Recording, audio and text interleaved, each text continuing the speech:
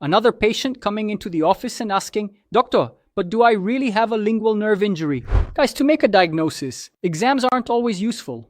I've had many cases where I ordered an MRI with neurography of the lingual nerve and it came back normal. And during surgery, the patient actually had a ruptured lingual nerve. Do you know why? The MRI exam for the nerve doesn't have very high sensitivity. In other words, a patient with an injury has a high chance of taking the exam and it coming back normal.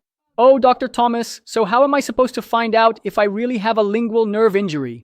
I'm going to give you a tip that makes perfect sense, but you've probably never thought about it. You went in for a wisdom tooth extraction procedure and you didn't feel anything unusual. And right after that procedure, you notice a lack of sensation in the area of the lingual nerve. You feel tingling in the area of the lingual nerve. You feel burning in the area of the lingual nerve.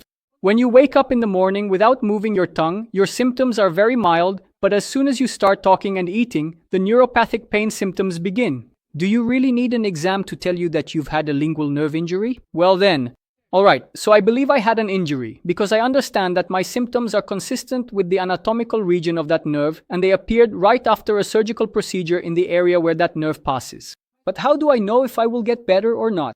In this case, time is essential. I guide my patients' surgical indications based on the time and progression of their symptoms. For example, if your pain or burning sensation starts to improve after the first or second month following the injury, there is a chance you won't need surgery. However, if we're approaching 6 months and your symptoms are still extremely intense, be alert.